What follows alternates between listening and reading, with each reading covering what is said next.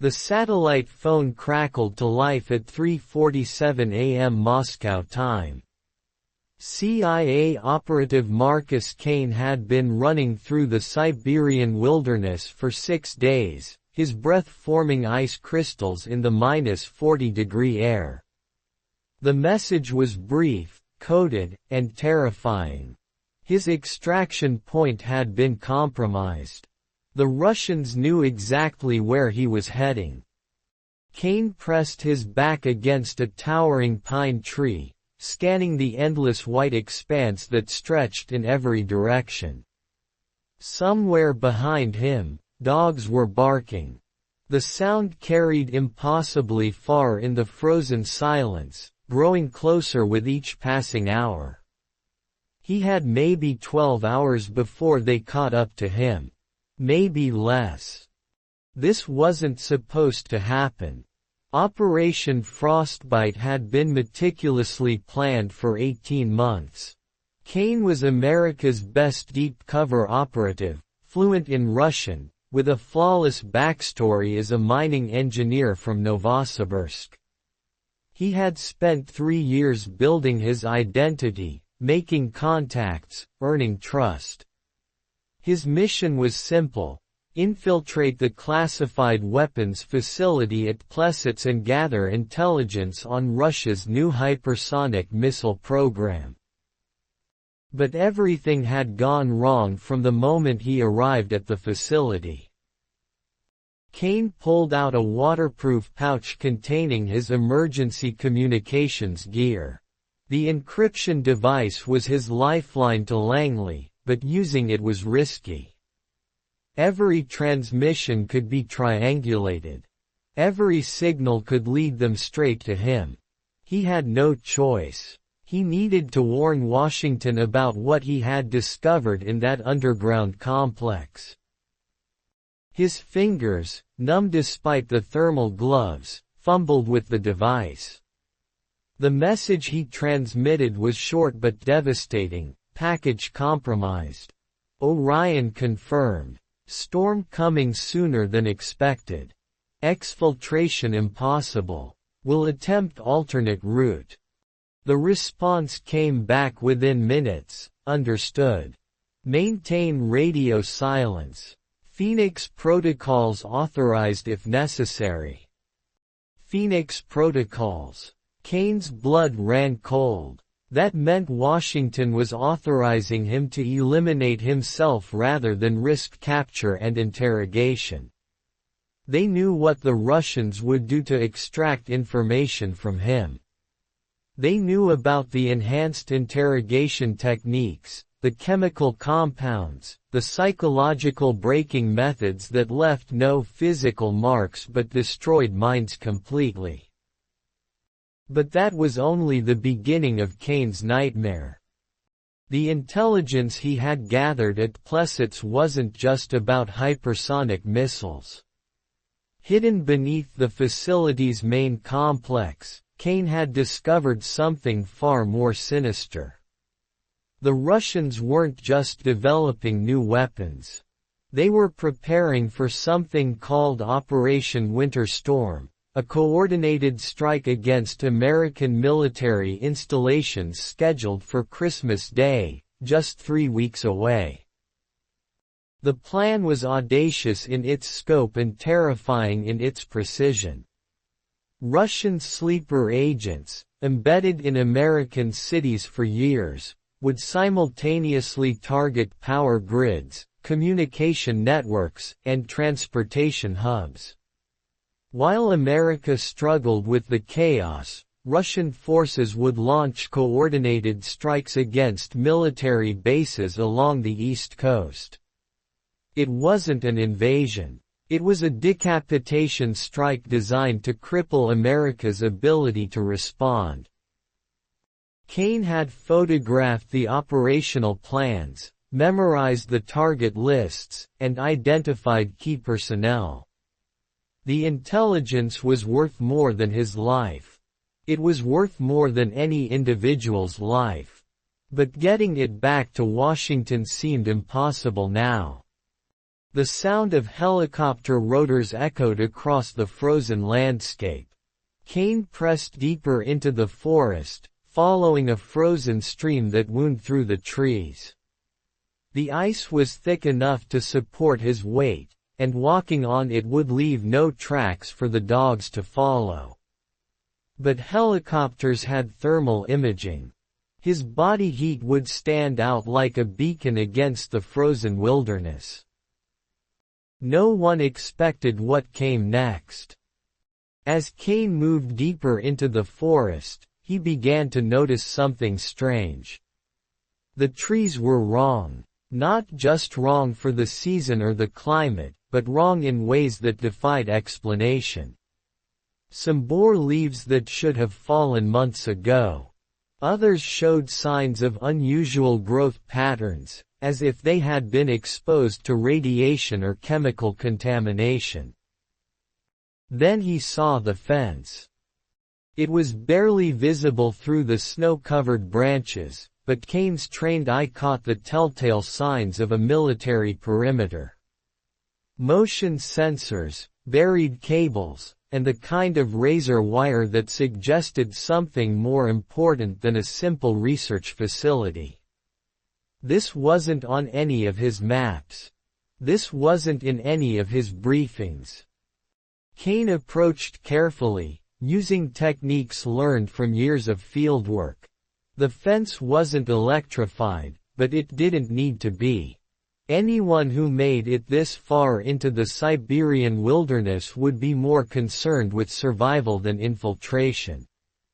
Unless, of course, they were running for their lives from Russian security forces.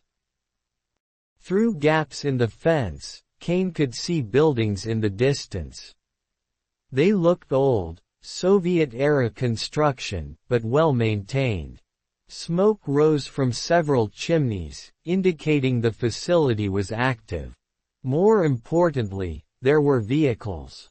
Military vehicles. And where there were vehicles, there might be a way out of this frozen hell.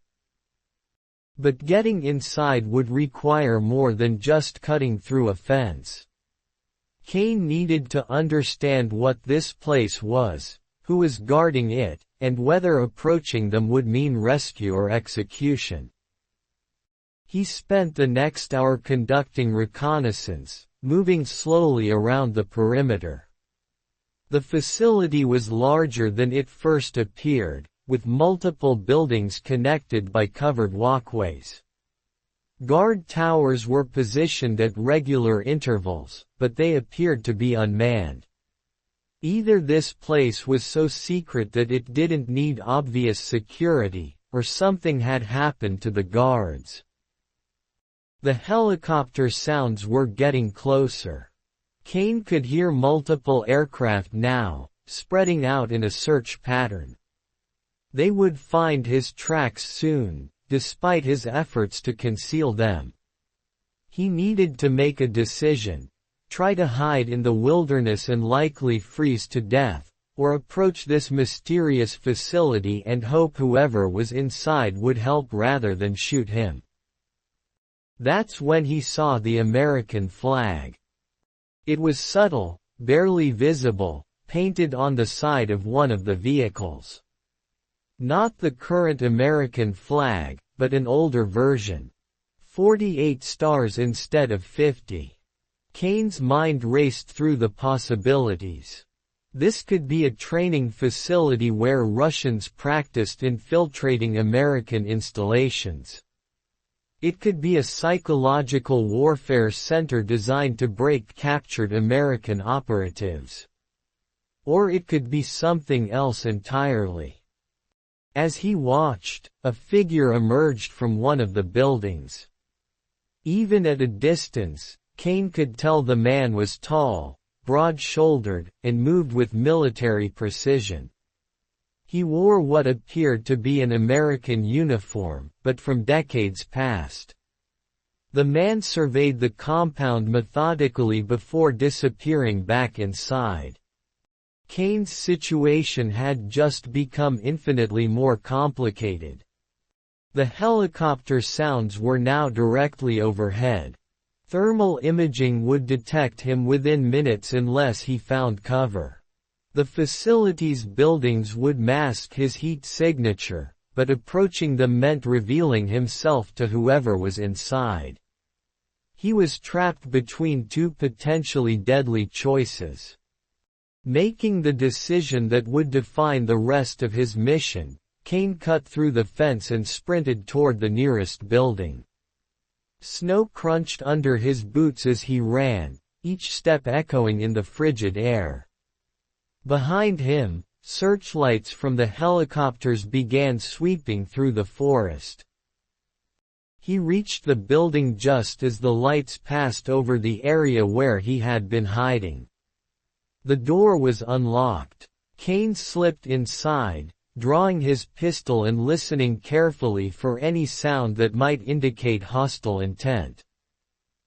The interior was warm, heated by a wood-burning stove in the corner. The furnishings were distinctly American, but from a different era.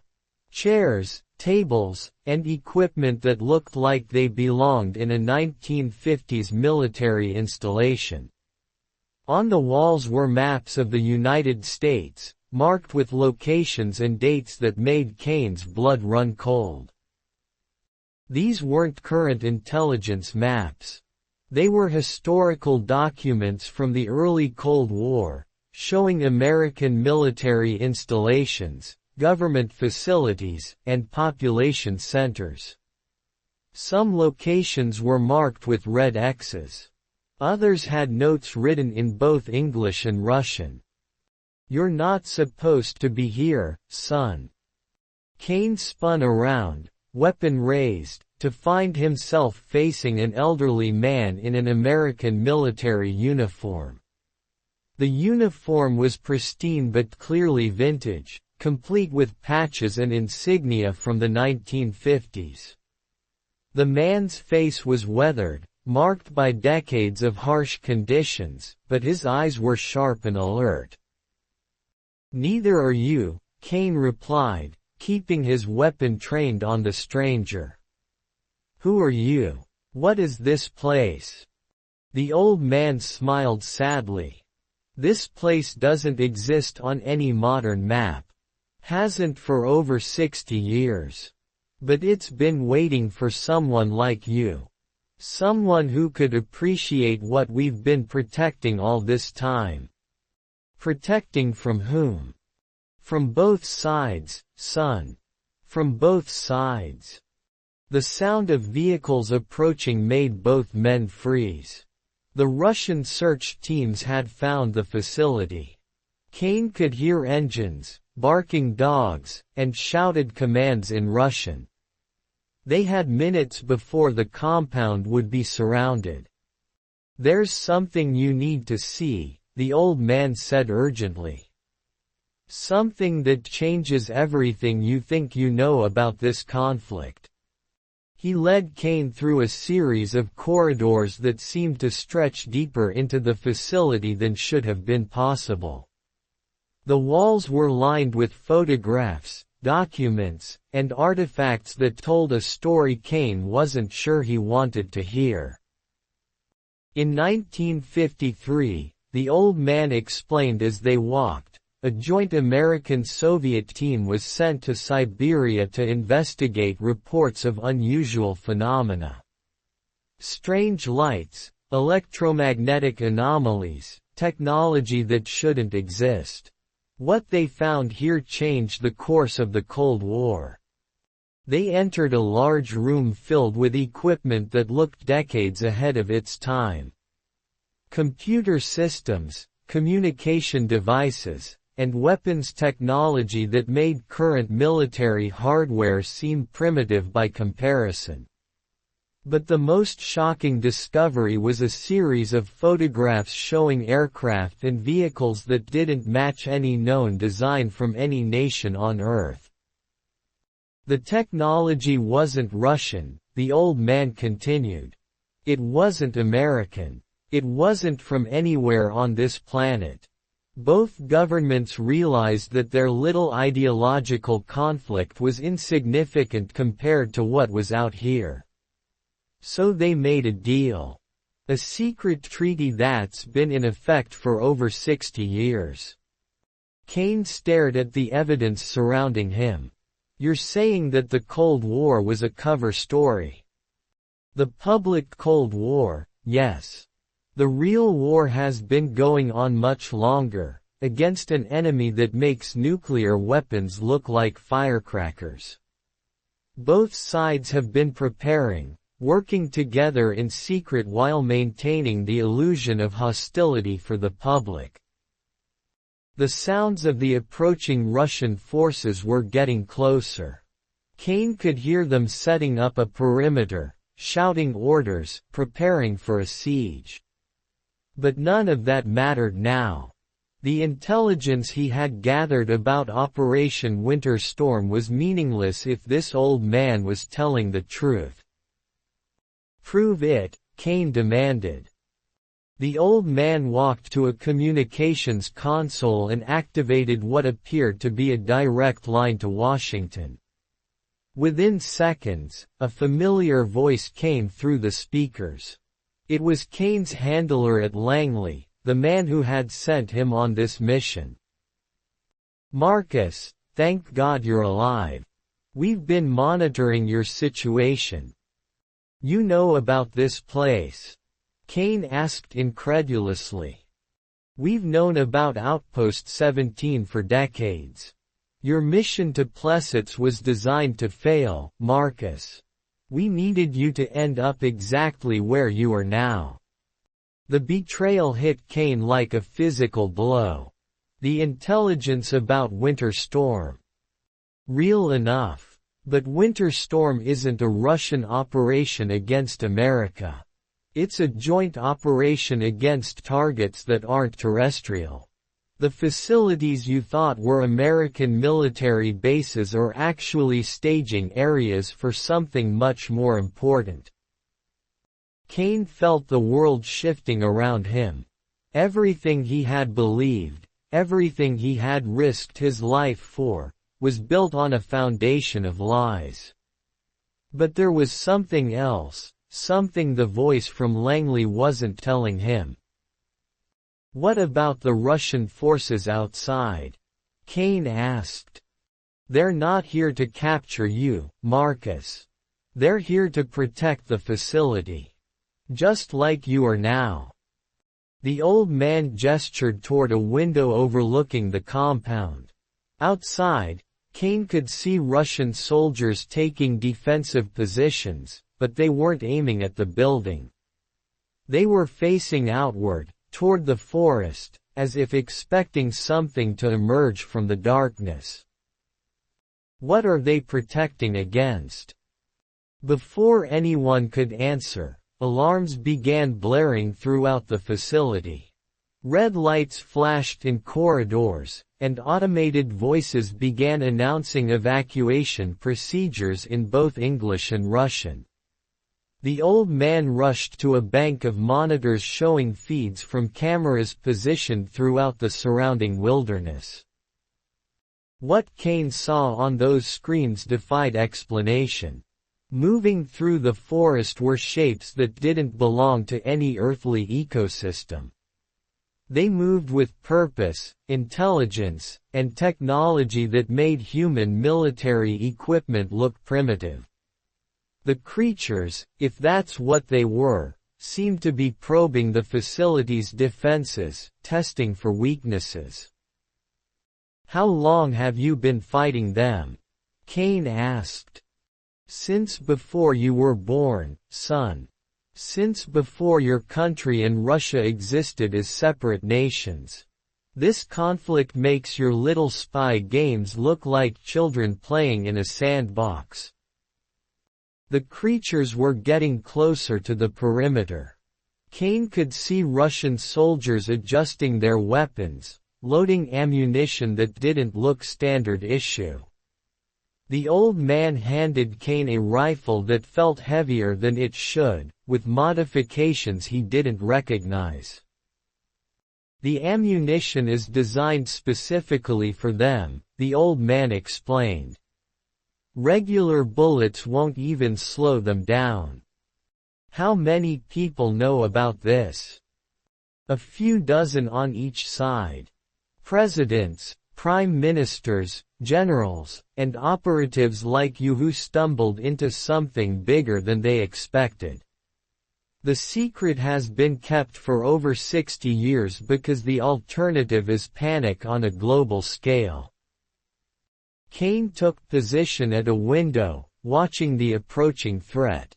The creatures moved with a coordination that suggested advanced intelligence and communication. They were testing the facility's responses, learning from each probe, adapting their tactics in real time. What did they want? The same thing every invading force wants, the old man replied grimly. Everything. The first wave of attacks came from multiple directions simultaneously. The creatures moved faster than anything Kane had ever seen, using the terrain to their advantage while demonstrating technology that seemed to bend the laws of physics. Russian soldiers responded with disciplined fire, their modified weapons creating explosions of light that seemed to actually damage the attackers. Kane joined the defense, finding that his years of military training applied even in this impossible situation. The modified rifle felt natural in his hands, and he quickly learned to lead his targets to compensate for their incredible speed. But for every creature they stopped, two more seemed to take its place. This is just a probe, the old man shouted over the sound of weapons fire. They're testing our responses, learning our capabilities. How do you know? Because we've been through this before. Every few years, they send scouts. Every decade or so, they launch a more serious attack. We've managed to hold them off so far, but each time they learn more about us. The battle raged for what felt like hours but was probably only minutes. Kane found himself fighting alongside Russian soldiers who had been hunting him just hours before. The shared threat had instantly erased decades of ideological conflict, reducing everything to the basic human need to survive. When the attack finally ended, the silence was almost more disturbing than the violence had been. Kane looked out at the forest, knowing that the creatures were still out there, still watching, still planning. Now you know why your governments have been lying to you, the old man said. Why the Cold War had to continue publicly while cooperation happened in secret. Why operations like Winter Storm exist to maintain the illusion while preparing for the real threat. Kane understood now why his extraction had been impossible. It wasn't because the Russians had compromised his mission. It was because there was no extraction planned. He had been sent here to become part of something larger than any single nation's intelligence service. How long do I have to stay? That depends on you, son. Some operatives serve a few years and then return to conventional intelligence work, carrying the secret but never speaking of it. Others, like me, realize that this is where the real war is being fought and choose to stay. Kane looked around the facility, at the impossible technology, at the evidence of a conflict that had been raging in secret for decades. He thought about his life back in America, his career, his relationships. All of it seemed small and insignificant compared to what he had discovered. But he also thought about the lies, the manipulation, the way both governments had used their own people as pawns in a game that transcended national boundaries. The revelation that everything he had believed about his mission, his country, and his enemies was false left him feeling hollow and betrayed. What happens if I choose to leave? You'll be debriefed, sworn to secrecy, and reassigned to conventional operations. You'll spend the rest of your career knowing that the real war is being fought by someone else while you chase meaningless intelligence about conventional threats. And if I stay, you'll become part of humanity's first line of defense against something that makes nuclear war look like a minor disagreement between neighbors. Kane spent the next several days at the facility, learning about the secret war that had been raging for decades. He met other operatives, both American and Russian, who had made the same choice he was facing. Some had embraced their new role with dedication bordering on obsession. Others seemed broken by the weight of the secret they carried. He learned about the technology that had been reverse-engineered from captured alien equipment, about the joint research programs that existed in facilities scattered across the globe, about the careful balance of public antagonism and private cooperation that had kept both superpowers united against the real threat. Most disturbing of all, he learned about the timeline. Intelligence suggested that the probing attacks were building towards something larger. Satellite data, communication intercepts, and analysis of attack patterns all pointed to the same conclusion. A major offensive was coming, possibly within the next few years. The creatures you fought were scouts, explained Colonel Sarah Chen, an American officer who had been stationed at the facility for 8 years. Our best estimates suggest they're preparing the way for something much larger. Something that will require every resource both of our nations can muster. Why haven't you gone public with this? Kane asked. Surely humanity deserves to know what's coming. Do you really think the average person could handle this information? Do you think our political systems could survive the revelation that everything they've been told about international relations is a carefully constructed lie? The panic alone would kill millions. Kane understood the logic, but it didn't make him feel any better about the deception. He was being asked to become part of a conspiracy that spanned generations, to lie to his own people for what its architects claimed was their own good. The decision came down to a simple question: was he willing to sacrifice his individual conscience for what might be humanity's survival? 3 weeks after arriving at the facility, Kane made his choice. He sent a coded message to Langley indicating that he was accepting permanent assignment to what the files called Project Threshold. His old life, his old identity, his old beliefs were officially dead. But his new role in humanity's secret war was just beginning. The months that followed were a crash course in technologies and tactics that challenged everything Kane thought he knew about warfare. He learned to operate weapons that seemed to function on principles beyond conventional physics. He studied enemy tactics that combined advanced technology with an understanding of human psychology that was both impressive and terrifying. Most challenging of all, he learned to work with Russian operatives who had once been his enemies. The shared threat had created bonds that transcended national loyalty, but it had also created new tensions. Both sides were constantly watching for signs that the other might be planning to use the alien technology for conventional military advantage. Trust is a luxury we can't afford, explained Major Dmitry Volkov, Kane's Russian counterpart. "We cooperate because we must, but we never forget that when this crisis ends, we may become enemies again." Kane wasn't sure he believed that anymore.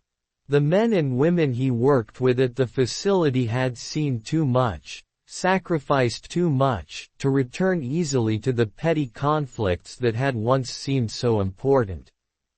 They were becoming something new, something that transcended the old categories of nationality and ideology. But not everyone adapted to the new reality with equal success. 6 months into his assignment, Kane witnessed the breakdown of Agent Peter Harrison, a CIA operative who had been stationed at the facility for 2 years. Harrison had never fully accepted the reality of what they were fighting, clinging to the belief that it was all an elaborate test or training exercise designed to evaluate his psychological resilience. When confronted with undeniable evidence during a particularly intense alien probe, Harrison suffered a complete psychological collapse. He began raving about government conspiracies, demanding to speak with his real handlers, insisting that the entire facility was a hallucination induced by experimental drugs. "It happens sometimes," Colonel Chen explained as Harrison was sedated and prepared for transfer to a specialized medical facility. "Some minds just can't process the reality of what we're dealing with. The cognitive dissonance becomes too great, and they retreat into more comfortable delusions." Kane wondered if he was heading toward the same fate. The isolation, the secrecy, the constant stress of preparing for a threat that might never fully materialize was taking its toll on everyone at the facility. Some operatives developed obsessive behaviors, others became paranoid about their colleagues' loyalty, and a few simply shut down emotionally. But the work continued, because stopping meant accepting defeat before the real battle had even begun. 18 months after Kane's arrival at the facility, the long-anticipated major offensive finally came. It began with coordinated attacks on similar facilities around the world, strikes that demonstrated an intelligence network far more sophisticated than previous probes had suggested. The attack on Kane's facility lasted for 3 days. The creatures came in waves, each assault more organized and effective than the last. They had learned from their previous encounters, developing countermeasures for human weapons and tactics that had previously been effective. Kane found himself fighting alongside people he had come to consider family, defending technology and knowledge that represented humanity's best hope for survival. The battle was more intense than anything he had experienced in his conventional military career, requiring split-second decisions that could determine not just individual survival but the fate of critical intelligence. On the second day of the attack, Kane realized that the creatures weren't just trying to destroy the facility. They were trying to capture it intact, to seize the technology and intelligence that humanity had gathered about them. The implications were terrifying. If they succeeded, every secret humanity had learned about the alien threat would be in enemy hands. That's when Kane made the decision that would define the rest of his life. Working with Colonel Chen and Major Volkov, he developed a plan to evacuate the most critical intelligence while preparing the facility for destruction. It was a desperate gambit that required perfect timing and absolute trust between operatives who had been trained their entire careers to suspect each other. The plan worked, but barely. As the last evacuation helicopter lifted off, Kane triggered the facility's self-destruct sequence, destroying decades of research and technology rather than letting it fall into alien hands. The explosion lit up the Siberian night sky like a second sun, erasing Outpost 17 from existence. But the intelligence they had saved was too important to lose. Kane found himself part of a new team, tasked with establishing a replacement facility in an even more remote location. The work would continue, the secret would be preserved, and humanity's defense against the alien threat would adapt and evolve. Standing in the ruins of what had been his home for nearly 2 years, Kane finally understood the true nature of his transformation. He was no longer an American spy operating in Russian territory. He was no longer even fully human in the conventional sense. He had become something new, something that existed in the spaces between nations and ideologies. He was a guardian of secrets that were too dangerous for the world to know, a soldier in a war that couldn't be acknowledged, a protector of a species that would never thank him for his sacrifice because they would never know what he had done. The helicopter that carried Kane to his new assignment flew through a dawn sky that looked exactly the same as it had before his transformation. But everything had changed. The world below remained ignorant of the threat that had been held at bay, free to continue their small conflicts and petty divisions while people like Kane stood watch in the shadows. As the Siberian wilderness disappeared behind them, Kane allowed himself one last look at the landscape where he had discovered the truth about humanity's place in the universe. Somewhere in those forests, alien scouts were still probing, still learning, still preparing for the next phase of a conflict that most humans couldn't even imagine. The American spy who had disappeared in Siberia was gone forever. In his place was something harder, colder, and infinitely more dangerous. Something that understood that survival sometimes required becoming the very thing you had once fought against. The war for humanity's future would continue, fought by soldiers whose names would never appear in history books, whose sacrifices would never be commemorated, whose victories would never be celebrated.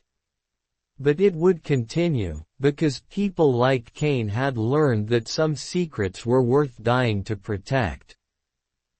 If you enjoyed it, please like, share, and subscribe to FictionWire Russia. This is a fictional story created purely for entertainment.